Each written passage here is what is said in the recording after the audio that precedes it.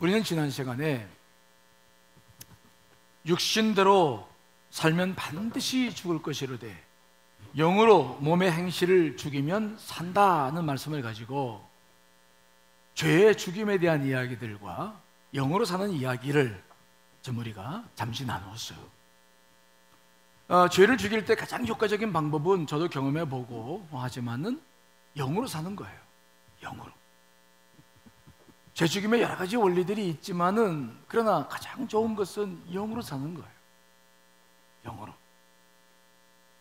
여러분, 우리가 십자가의 보혈로 죄 씻음 받고 구원받아서 영이 새롭게 되었죠. 그때 영이 새롭게 되었다라고 했을 때에 그 영은 단순히 이제 우리가 그냥 이렇게 구원받았다라는 것만 의미하는 게 아니에요. 여러분 각자에게 영적인 능력이 있다는 것을 믿으시길 간절히 축원합니다. 영이 살아났어요. 영이 회복됐어요. 그러면 영적인 능력들이, 아담이 가지고 있던 능력들이 되살아나는 거예요. 그것으로 죄와 싸워 이겨야 되는 거예요. 그렇지 못하고 구원받는 것이 그냥 단순히 그냥 구원받았다라는 수동적 개념이 아니에요. 그래서 여러분들 안에 있는 영적인 것들이 적극적으로 이렇게 회복돼야 돼요. 영적인 것들 중에서 우리가 감지할 수 있는 영적인 요소 가운데 하나가 양심이라 그랬어요. 여러분 기억나시죠? 특별히 양심은 너무 중요하기 때문에 예수님께서 보혈로 씻어주셨다. 우리의 죄를 씻을 때 양심을 깨끗이 씻어주셨다. 굉장히 중요한 말입니다. 그래서 우리가 영적 생활할 때 양심은 우리에게 있어서 영적인 생활의 출발점이에요. 왜 그러냐? 하나님은 죄가 있는 사람들하고는 관계할 수 없어요. 그런데 이 양심은 어떤 능력이 있느냐? 죄를 밝히 보이게 하는 거예요. 그렇죠? 뭐 생각할 필요도 없어. 그냥 죄인지 아닌지 양심이 비춰줍니까? 안 비춰줍니까? 알아요. 거울처럼 그냥 거울 앞에 있으면 내 모습이 보이듯이 이 양심은 그런 거예요. 그래서 이 양심은 영적인 삶을 살아갈 때 있어서 가장 중요한 거예요. 양심이 흐려져 버리면 아무것도 안 됩니다. 기도도 안 되고 예배도 안 되고 말씀 못 봐요. 그래서 이 십자가의 보혈로 양심을 깨끗이 씻겼다. 이건 굉장히 중요한 의미가 이 속에 담겨 있다는 거예요. 여러분들이 먼저 영적인 삶을 살고 영적 능력을 회복하려면 양심이 늘 깨끗하시길 간절히 축원합니다. 구원받아 십자가의 보혈로 깨끗해졌는데 양심이 더럽혀지면 그 다음에 어떻게 하라는 거예요? 아무것도 못하는 거예요. 세상 살기가 쉽지 않아요. 말씀대로 살기 어려워. 그래서 세상 살 때 보면은 이게 양심이 참 어려울 때가 많아요. 하지만 우리는 크리스찬임을 기억하셔야 돼요. 양심이 굉장히 중요한 기능을 합니다. 양심이 맑을 때 그게 세 가지의 기능이 이제 우리 안에서 주어지는데 가장 중요한 기능은 뭐냐면 하나님과 교감을 한다. 뭐라고요? 교감. 이것은 이성적인 것이 아니라 교감, 영적으로 이게 통하는 거예요. 예수님께서도 인생을 사실 때, 공생을 사실 때 늘 하나님의 뜻을 분별하며 사셨잖아요. 교감의 능력 때문에 그래요.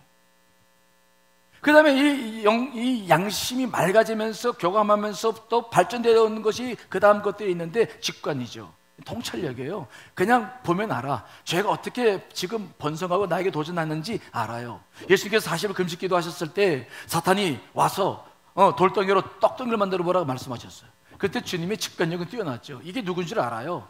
그래서 다른 말 하지 않아요. 한마디 해죠. 사람이 떡으로만 사는 것이 아니요 여호와의 입에서 나오는 말씀으로 사는 것이 한마디에 그냥 물러가는 거죠. 직관력이죠. 통찰력이죠.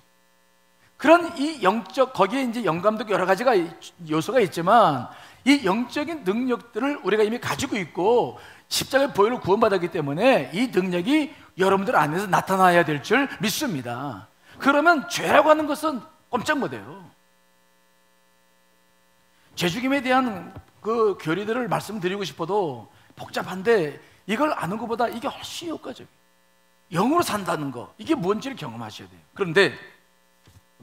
그러면 영으로 살 때 그럼 어떻게 해야 이 영적인 능력들이 우리 가운데 계속 개발될 수 있을까? 이게 중요한 오늘 포인트죠. 어떻게 하면 좋을까요?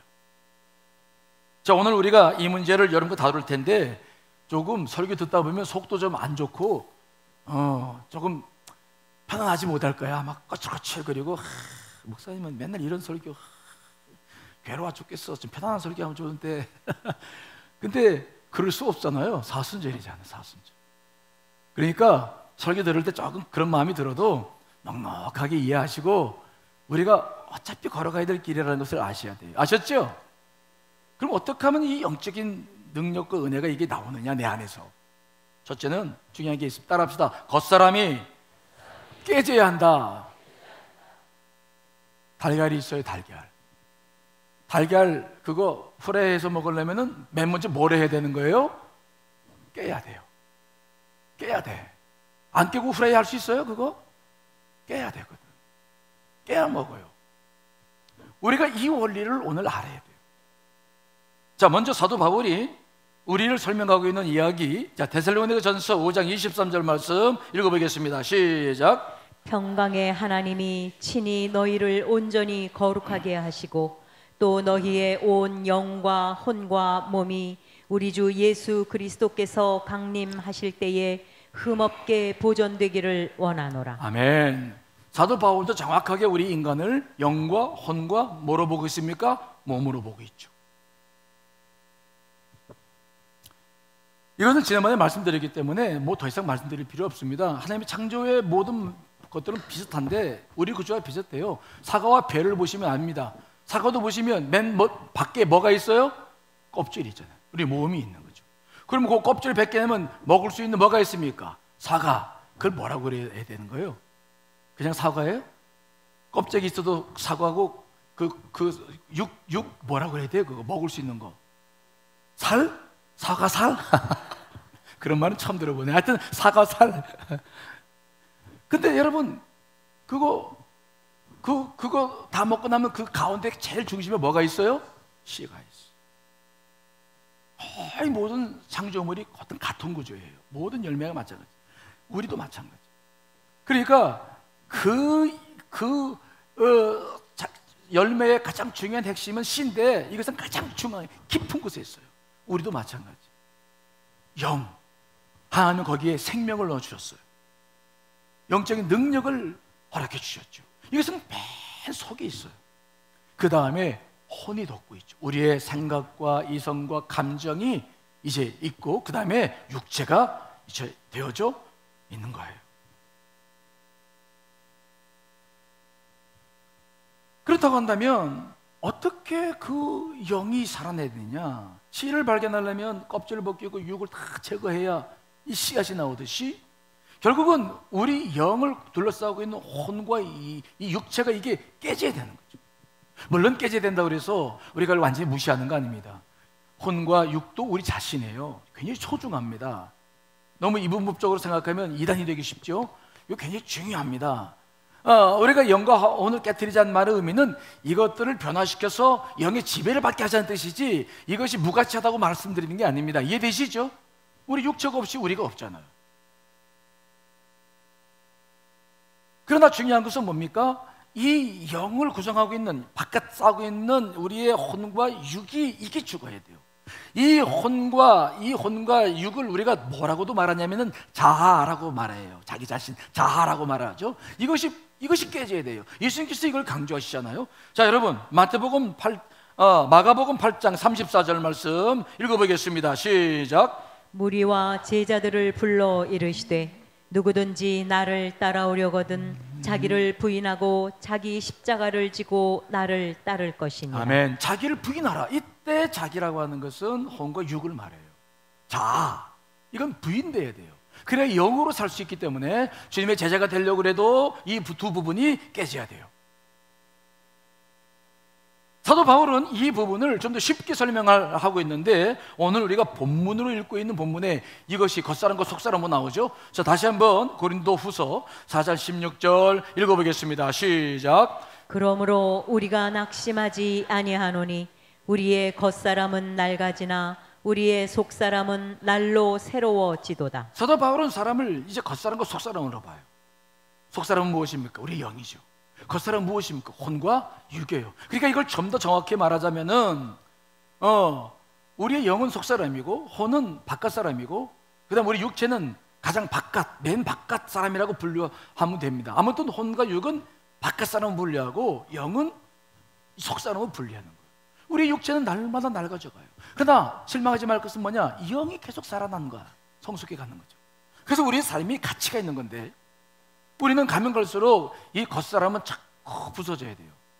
예수님께서도 이 비유를 또 미래 비유로 말씀하셨는데 요한복음 12장 24절도 한번 읽어보겠습니다. 시작. 내가 진실로 진실로 너희에게 이르노니 한 알의 밀이 땅에 떨어져 죽지 아니하면 한 알 그대로 있고 죽으면 많은 열매를 맺느니라. 아멘. 하나의 밀알도 마찬가지예요. 거기에는 그 밀이 있고 밖에는 뭐가 있어요? 껍질이 있어. 중요한 것은 뭐냐? 이것이 땅에 심겨졌을 때 껍질이 깨지느냐 깨지지 않느냐가 이 밀의 생명을 좌우하는 거예요. 땅속에 심겨져가지고 땅속의 온도와 습도에 잘 해서 이 껍데기가 쫙 벌어지면은 그 밀은 살아서 열매를 맺게 될 줄 믿습니다. 그런데 이것이 깨지지, 겉사람이 그냥 있으면은 이 밀은 죽어버려요. 썩어버려. 아무 생명력도 없는 거야. 그러니까 이 밀이라고 하는 것은 무엇입니까? 생명이 있느냐 없느냐가 중요한 게 아니에요. 밀 자체는 이미 생명이 있습니까 없습니까? 있어요. 문제는 무엇입니까? 껍데기가 깨지느냐 깨지지 않느냐가 문제인 거예요. 우리 크리스찬들은 이미 주의 생명이 우리 가운데 있는 것을 분명히 믿습니다. 크리스찬들에게 당신 생명이 있느냐 없느냐 이건 문제가 되질 않아. 이건 중요한 것이 아니야. 중요한 것은 무엇입니까? 과연 당신이 크리스찬이라고 한다면 깨졌냐 깨지지 않았느냐, 겉사람이 정말 깨졌느냐 깨지지 않았느냐, 이것이 문제라는 것입니다. 무슨 말씀을 이해되시나요? 여러분들 신앙생활하는 목표가 어디에 있어야 되는지 이해되십니까? 우리는 이미 생명이 있어요. 그래서 생명이 있어. 구원받았어. 근데 문제는 무엇입니까? 우리도 깨지지 않으면, 영과 육이 깨지지 않으면 거기에 영이 휩싸여서 영이 나오질 않아. 우리는 썩어버려요. 우리는 죽어버려. 우리 생명력을 발휘할 수가 없어요. 이 세상에서 죄와 싸워 이길 수도 없고 아무것도 못하는 거예요. 결국 크리스찬들에게서 중요한 것은 뭐냐? 생명이 있느냐 없느냐, 저 사람 구원받았냐 안 받았냐, 그게 중요한 게 아니에요. 겉사람이 깨졌냐 안 깨졌냐, 더 이상 생명이 있느냐 없느냐는 논쟁이 될 필요가 없어. 우리는 이미 구원받았지. 다만 뭐냐? 저 사람의 혼과 육이 과연 깨졌느냐, 이거예요. 마더 테레사가 한 번은 빵집에 가가지고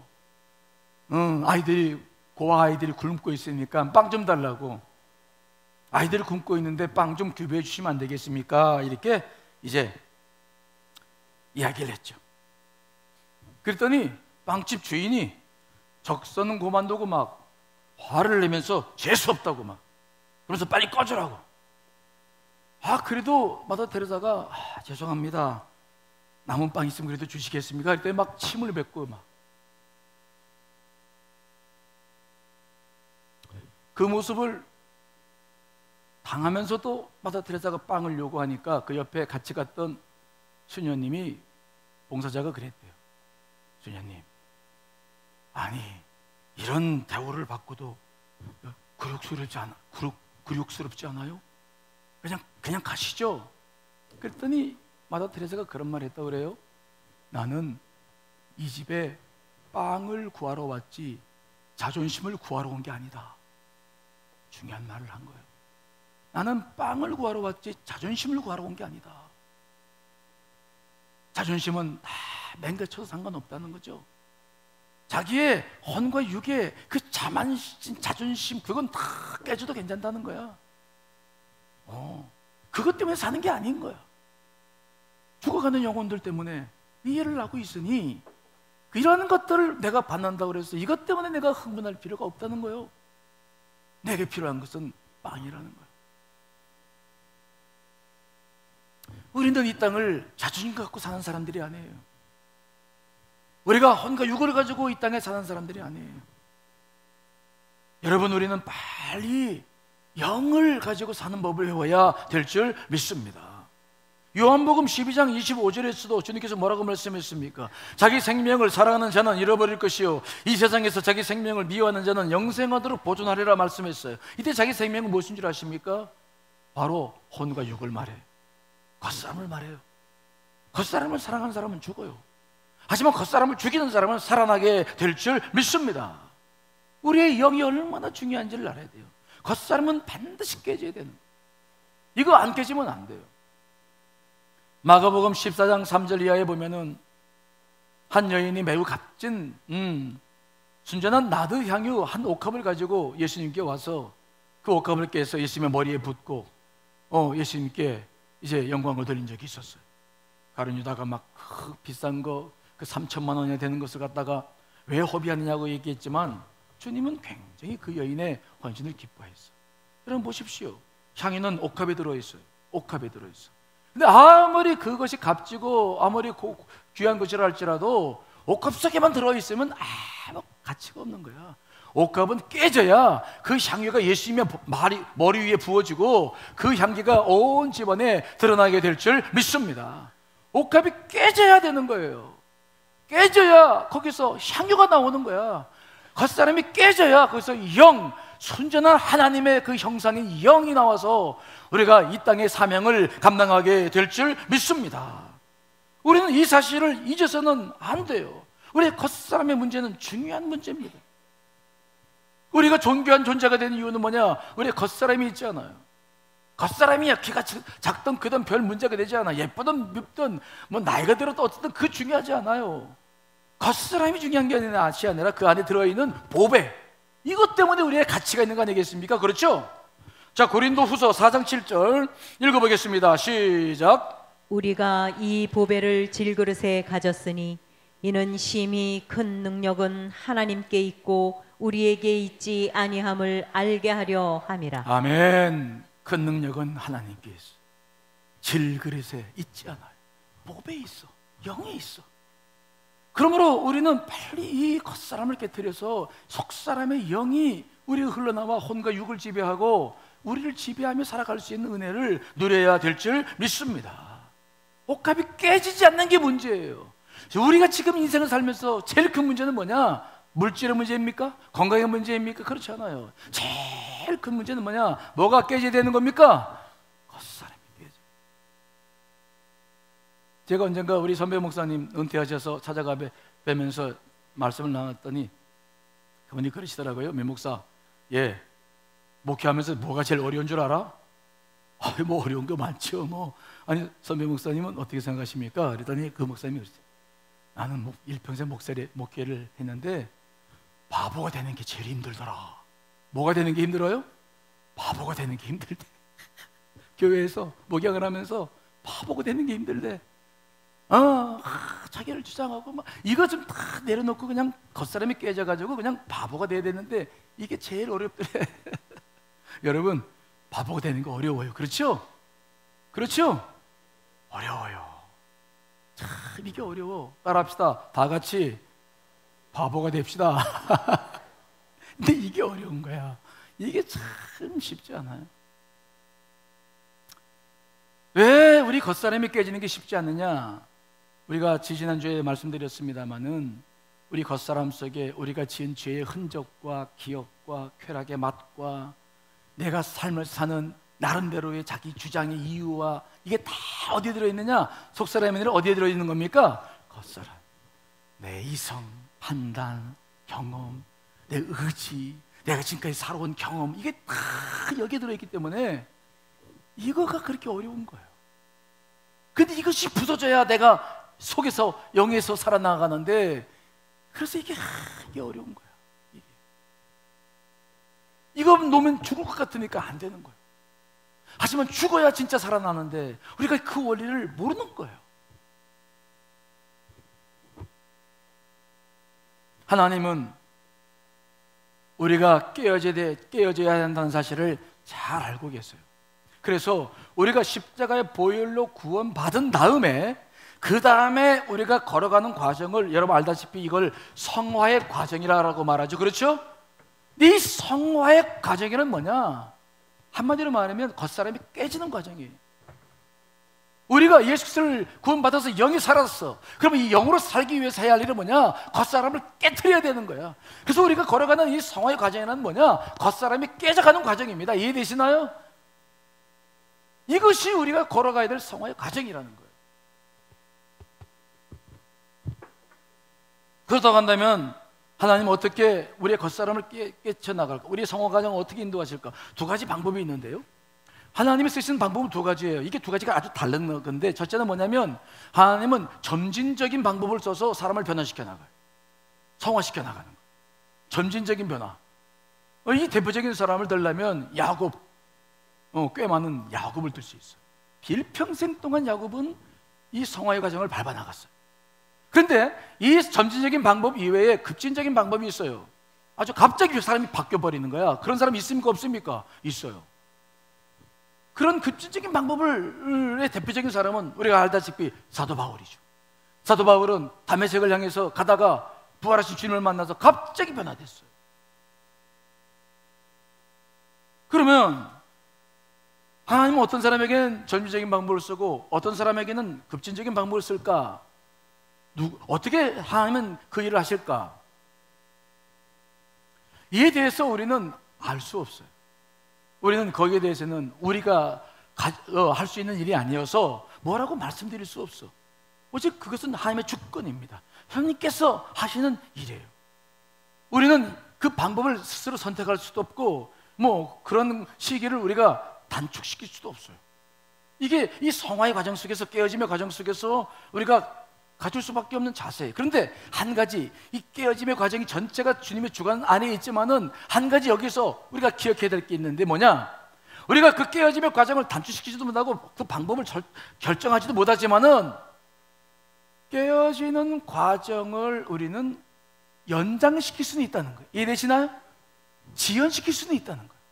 예를 들어서 하나님께서 우리를 깨트리려고 여러 가지 시련과 환난을 주시는데 우리가 그 시련과 환난을 주님 안에서 겪어나가지 못하고 자기 의지와 뜻으로 모든 것을 자꾸 해나가기 시작하면은, 그리고 그걸 거부하기 시작하면은 우리는 깨어짐의 시기가 자꾸 어떻게 되는 겁니까? 지연돼요. 연장돼요. 우리가 이 깨어짐의 과정에서 할 수 있는 것은 이거밖에 없어. 주실 때 나와 함께 나를 깨트리시려고 했을 때 무릎 꿇고 정말 그분 안에서 그 과정을 밟아 나가면 빨리빨리 이 과정을 걷고 나가서 영의 축복을 받을 텐데, 이것들을 거부하고 부인하고 저항하고 자기 힘으로 모든 걸 하려고 애를 쓰고, 그래서 그 과정들을 자꾸 내가 들어가지 못하면은 우리는 그 깨어짐의 과정이 자꾸 지연돼요. 연장되는 거예요. 이게 사실은 굉장히 큰 문제입니다.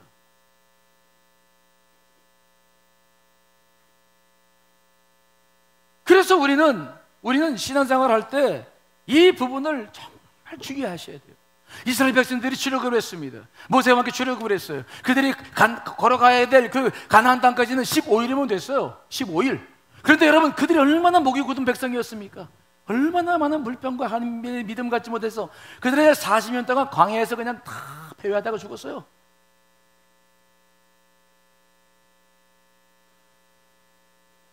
그렇기 때문에 우리가 이 과정을 밟아나가고 있는데, 여기서 기억해야 될 게 있는데, 이 깨어짐의 시기를 연장시켜서는 안 돼. 따라합시다. 깨어짐의 시기를 지연시키지 마라. 내가 자꾸 지연시키는 것은 이게 큰 문제. 생각해 보십시오. 내가 문제가 많아. 지금 깨져야 돼. 겉사람이 깨져야 돼. 그 분노, 열기 막 하면서 이게 깨지지 않으면 정말 나뿐만 아니라 내 가족과 공동체, 교회, 또 회사, 그 사람이 소속한 모든 공동체가 얼마나 많은 아픔을 겪어야 됩니까? 그것은 하나님께도 손해고 우리에게도 손해야. 그런데 인생 속에서는 뼈아픈 아픔이지. 그럴 수가 없어요. 그러면 안 되는 거야. 그렇다면 왜 자꾸 이렇게 연장시키는 것일까? 이건 어떤 특정한 사람들 안에 우리 모두 해당되는 거예요. 우리 모두가 다 강한 사람들이에요. 하여튼 사람이란 사람들은 전부 다 쉬운 사람 한 사람도 없어. 그렇죠? 그래요, 안 그래요? 나 좀 봐요, 나 좀 봐. 사람이라고 하는 사람들 대화 보시면 알겠지만은 한 사람도 쉬운 사람 없어. 그렇죠? 하나님께서 이렇게 만드셨어. 자유의지 주셔서 당당하게 살려고 만드셨어. 그래서 사람이란 사람은 다 힘들어요. 그러니까 이 문제는 어느 특정한 사람이 아니에요. 자꾸 자기에게 설교를 집중시키지 않고 자기 남편 생각하면 안 돼요. 자꾸 누군가를 보면 안 돼요. 나의 문제. 왜 그럴까요? 왜 자꾸 지연시키게 됩니까? 가장 중요한 것은 우리가 너무 강한 자를 갖고 있어요. 뭐라고요?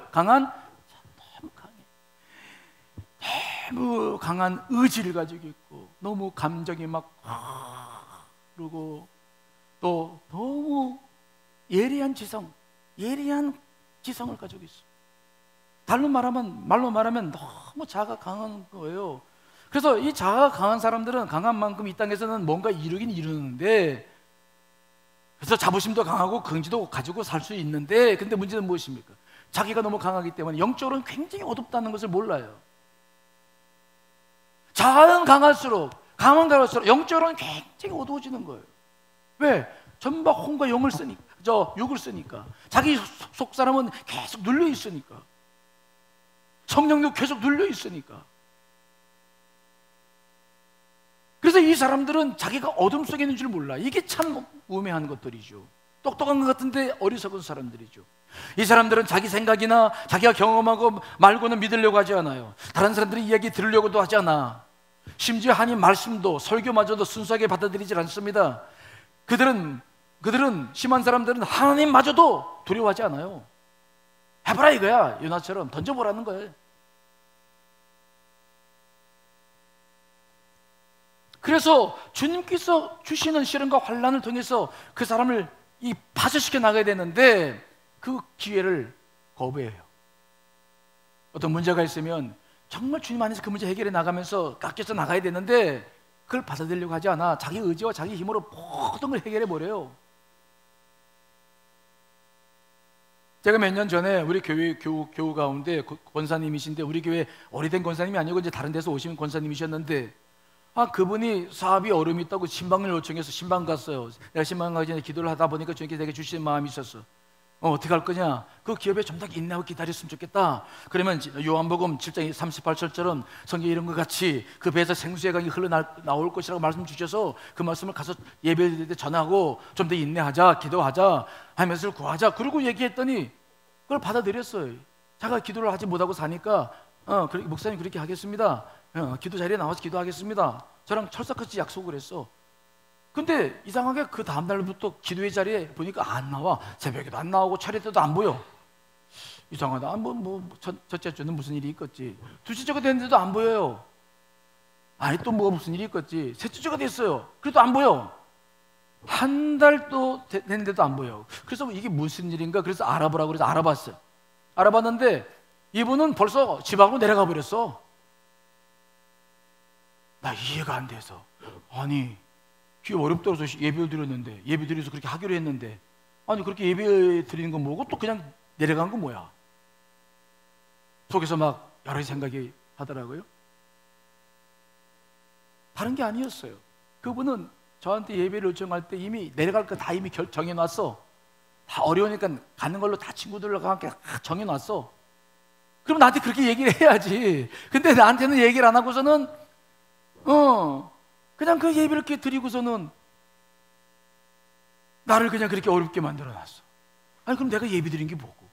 자기가 참 이게 목회하면서 겪는 아픔이에요. 이게 도대체 내가 뭐 하는 일인가 지금? 그분은 자수성가하신 분인데 자아가 너무 강했어요. 누구의 말도 안 들어요. 설교도 잘 안 듣고 말씀도 잘 안 믿어요.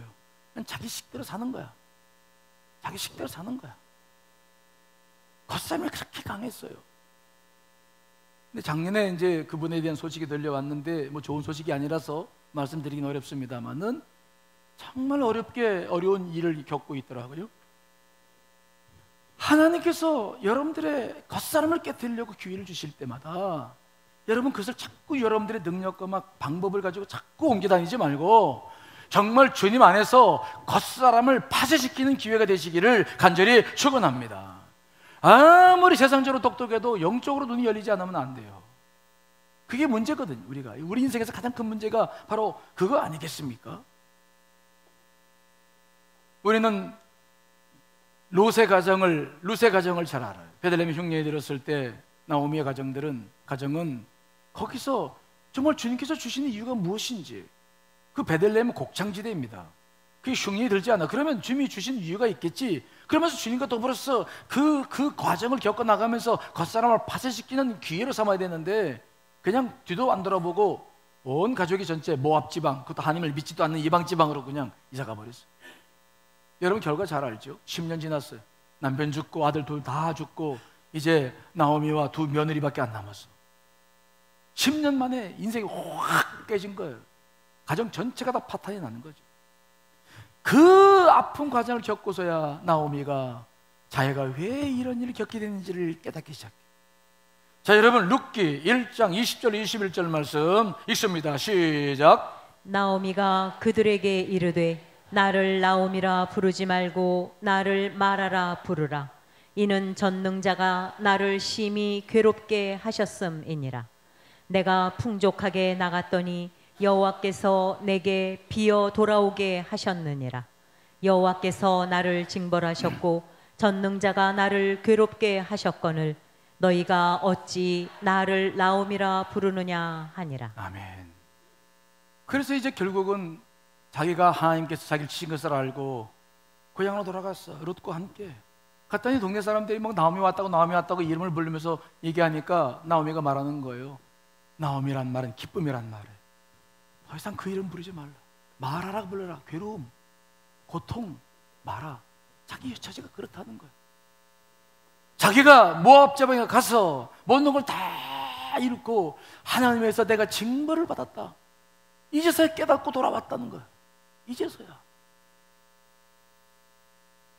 얼마나 안타까운 일입니까? 만일 그가 베들레헴에서 그 흉년 들었을 때 무릎 꿇고 그 같은 동네 사람들과 더불어서 그걸 견뎌내면서 기도하면서 그 겉사람을 깎아내기 시작했다면 이런 불행은 없었을 거예요. 여러분 어떻습니까? 하나님께서 겉사람을 깨뜨리시려고 하실 때에 여러분도 자신을 드리며 순종합니까? 아니면 자신의 의지로 방법으로 그 시기를 계속 연기시키고 있는 것입니까? 바라기는 더 이상 여러분 그 하나님이 하시려고 하는 일을 지연시키지 마시고 여러분 겉사람을 내어 주시기를 간절히 축원합니다. 깨뜨리셔야 될 겉사람이에요. 그게 귀한 것이 아닌 거예요. 만일 아직도 이런 문제가 있는 분들이 계시다고 한다면 그럼 기도하셔야 돼요. 주여, 이 땅에서 하나님의 나라가 세워지고 있고 교회가 세워지고 있고 가정이 세워지고 있는데 주님, 내가 겉사람이 깨지지 못해 지금도 죄를 짓고 있으니 나 하나 때문에 얼마나 많은 피해가 있습니까? 이제부터는 내가 아무 조건 없이 손을 들고 주님께 내 몸을 다 맡기오니 내 겉사람을 폐쇄시켜 주시옵소서. 더 이상 죄에게 종노릇하지 않고 영으로 살아서 하나님의 영광을 드러낼 수 있는 내 남은 삶이 되게 해 주시옵소서. 기도하시길 바랍니다. 기도하셔야 돼요. 이건 작은 문제가 아닌 거예요. 우리 주님께서 십자가에서 하신 일이 무엇입니까? 잘 보십시오. 우리 주님은 자신을 우리에게 드리기 전에 자신의 몸부터 십자가에서 완전히 깨뜨리신 거 아니겠어요? 자신의 몸을 먼저 깨뜨리셔서 우리를 구원해 주신 줄 믿습니다. 그분이 부활하실 수 있는 이유가 무엇입니까? 몸을 십자가에서 깨뜨리기 때문에 영으로 깨어나 부활하시게 된 줄 믿습니다. 영이, 그분도 살아난 거. 우리가 똑같은 몸 아닙니까? 우리가 영으로 죽을 때에 영이 살아나는 거예요. 영이 회복되는 거죠. 영으로 살 수 있는 길이 열리는 거예요. 영의 능력이 우리 것이 될 수 있는 것입니다. 이미 우리는 십자가에서 우리가 세례를 받을 때 주님과 함께 우리 옛사람이 십자가에 못 박혀 죽었어요. 우리의 의와 우리의 자랑과 우리의 주장과 우리의 재간과 우리의 사랑은 다 거기 못 박혀 죽었어요. 그러므로 우리는 다시 이제 주님 안에서 내 남은 겉사람을 잡아드리며 이 속사람의 회복을 위해서 정말 기도하셔요. 이것이 우리가 남아있는 중요한 과제예요. 그래서 십자가의 은혜를 깊이 체험한 사람들을 만나보면 영이 느껴져요. 영이 만져진다. 그분의 영이, 사람을 만나보면은 저 사람이 무엇으로 사는지를 알잖아요. 그냥 가만히 있으면 모르지만 입을 열어 얘기해보면 금방 알아요. 저 사람 안에 뭐가 있는지를 알아. 우리 교회 장로님들 중에서 아주 예리한 지성을 가지고 있고 또 의지가 아주 굳고 그 다음에 섬세한 감정을 가지고 계신 분이 계시죠. 근데 그분을 만나서 대화를 해보면 그렇게 예리한 것들이 나오질 않아. 그분을 만나보면 오히려 부드러워요. 하나님의 뜻이 분명해. 그분의 영이 느껴져. 영이 느껴진다고. 겉사람이 아니에요. 겉사람은 굉장히 예리한 사람이에요. 굉장히 강한 사람입니다. 근데 영이 만져지죠. 그래서 늘 대화할 때마다 하나님의 뜻이 무엇인지를 쉽게 서로 다 대화할 수 있어요. 영이 살아있는 사람과 이게 아직도 육에 갇혀있는 사람과는 다른 거예요. 우리 권사님들 중에도 어떤 분이 그런 분이 계세요. 아주 그분이 민첩해요. 생각도 빠르고 말도 빠르고 행동도 빨라. 근데 만나서 대화해보면 그게 나오는 게 아니야. 저 밑에서 나오는 하나님의 은혜가 있어요. 하나님의 뜻이 무엇인가? 주님께서 자기에게 고민하게 하시는 것이 무엇인가? 뭘 하길 원하시나? 그 깊은 삶 속에서 마치 생수를 마시는 것처럼 영을 만지게 돼요. 대화해보면서 만나는 것들이 그것들이야. 겉사람이 아니야. 속사람이죠.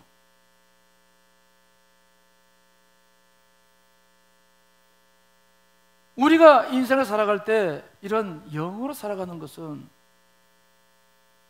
하나님 나라에서나 교회에서나 가정에서나 모두에게나 아주 오히려 소중한 거예요. 근데 이게 아직 이 부분이 되어 있지 않는 분들, 말은 잘하는데 은혜를 받았다고 하는데 아직 대화해보면 속사람이, 겉사람이 깨지지 않는 사람들, 겉은 아주 화려하고 좋은데 대화해보면 혼란스러워요.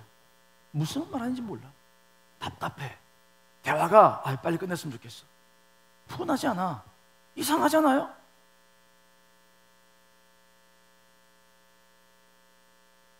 영은 영적인 우리가 존재이기 때문에 다 느껴요. 이건 판단하는 게 아니에요. 그냥 느끼는 거예요. 알아요. 속일 수 없어. 그래서 우리가 주님 앞에 설 때마다 숨길 수 없는 거예요.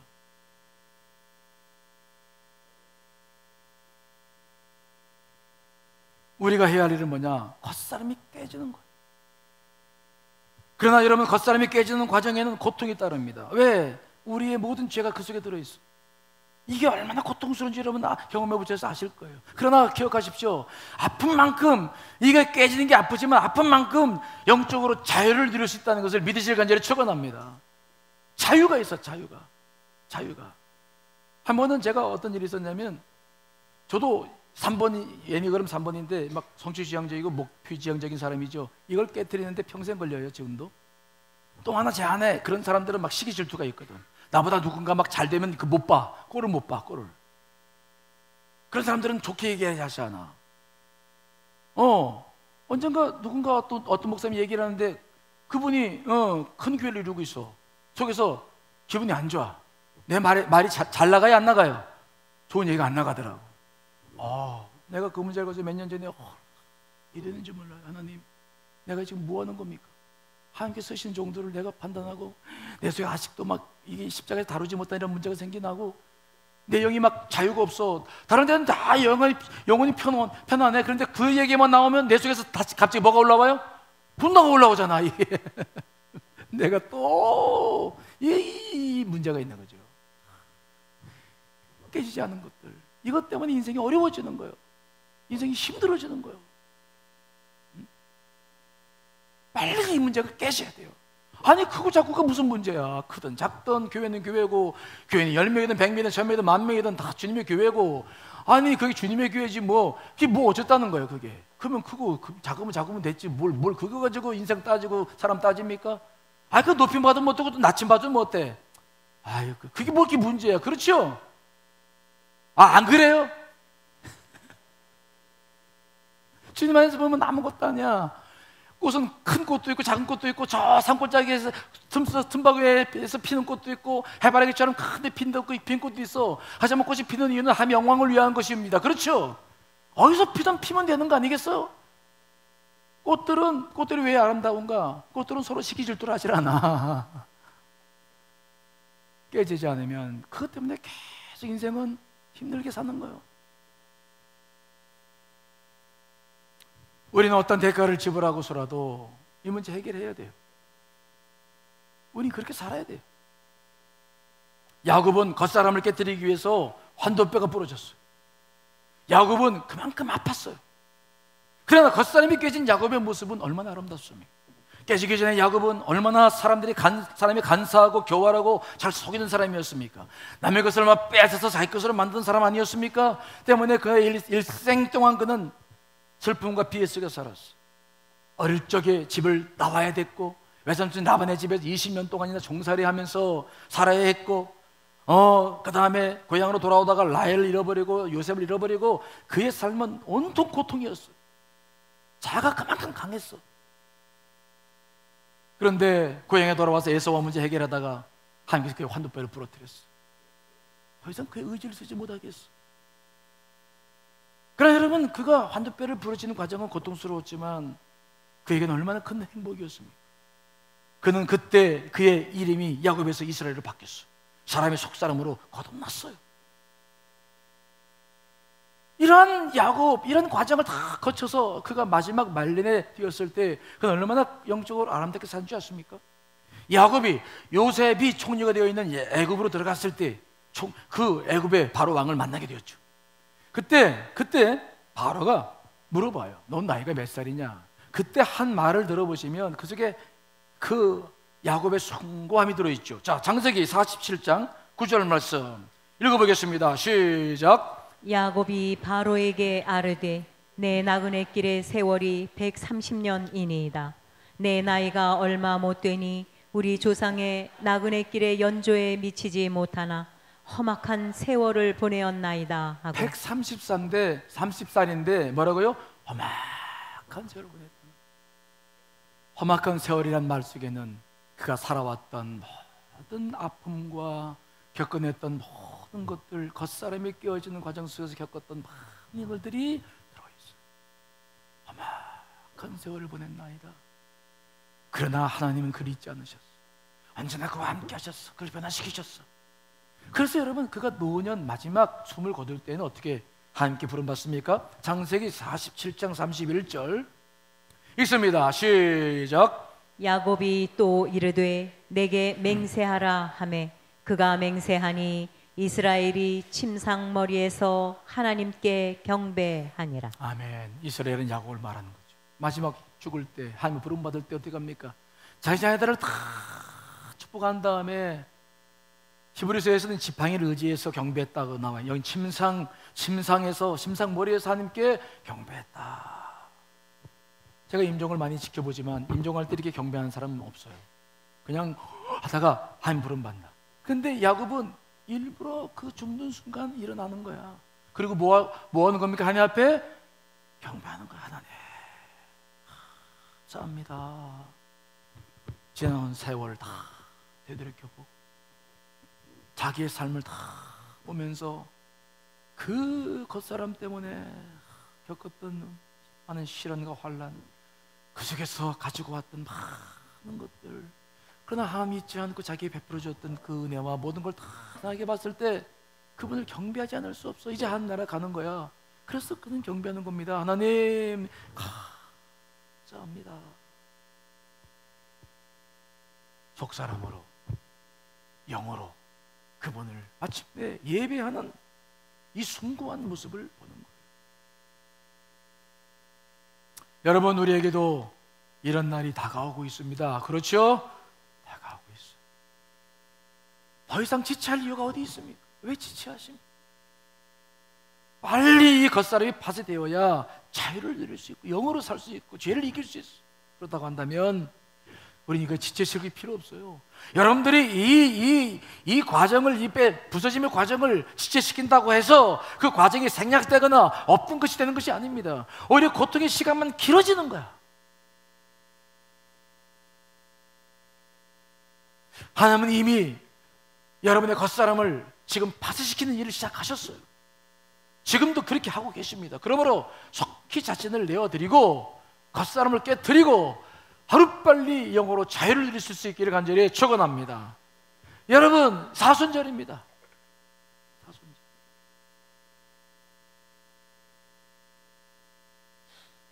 우리도 이제 그분과 함께 십자가에, 정말 우리는 이미 십자가에 못 박혔지만 다시 우리의 겉사람을 내놓을 때가 된 거예요.